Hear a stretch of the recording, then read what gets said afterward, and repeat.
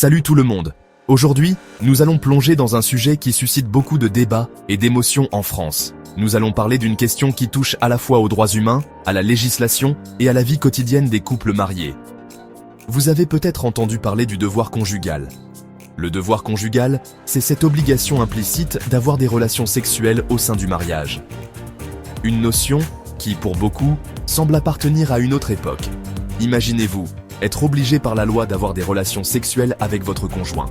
Cela semble non seulement dépassé, mais aussi profondément injuste et problématique. Et c'est là que les choses deviennent vraiment sérieuses. Cette obligation peut être invoquée dans des procédures de divorce, ce qui peut compliquer encore plus des situations déjà difficiles.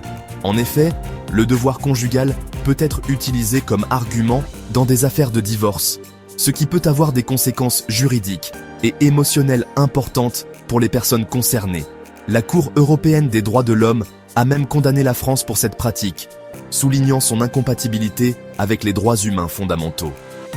Les détails de cette condamnation restent flous pour beaucoup, mais il est crucial de comprendre l'importance de cette question. Elle touche au cœur des droits individuels et du respect du consentement.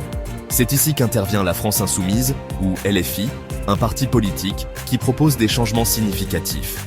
LFI propose une modification audacieuse du Code civil français pour clarifier que la communauté de vie au sein du mariage n'implique pas d'obligation sexuelle.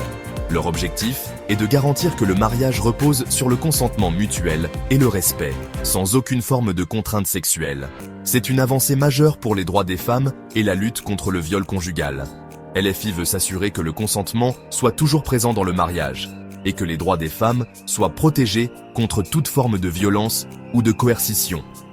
Cette proposition est un pas important vers une société où le respect et le consentement sont au cœur des relations conjugales. Mais ce n'est pas tout. Il y a un hic. Pour que cette proposition devienne réalité, elle doit être inscrite à l'ordre du jour de l'Assemblée nationale. Et cela dépend de nombreux facteurs politiques.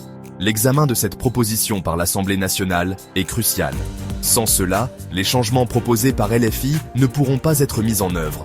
Donc, même si cette proposition est un pas dans la bonne direction, il reste encore beaucoup de chemin à parcourir pour qu'elle soit adoptée et mise en pratique. Sarah Legrain, la députée LFI à l'origine de cette proposition, a exprimé son engagement et sa détermination à faire avancer cette cause. Ces déclarations montrent à quel point cette question est importante pour elle et pour LFI. Inclure ces déclarations nous donnerait un aperçu plus approfondi de ses motivations et des défis qu'elle rencontre. Pour l'instant, restons attentifs à l'évolution de cette proposition. Alors, qu'en pensez-vous ? Cette proposition de LFI est-elle un pas dans la bonne direction ? N'hésitez pas à partager vos réflexions dans les commentaires ci-dessous. Et n'oubliez pas de liker et de vous abonner pour plus d'informations sur ce sujet et d'autres questions importantes. Votre soutien est précieux pour continuer à aborder ces sujets cruciaux. Merci d'avoir regardé et à la prochaine. Prenez soin de vous et restez informés.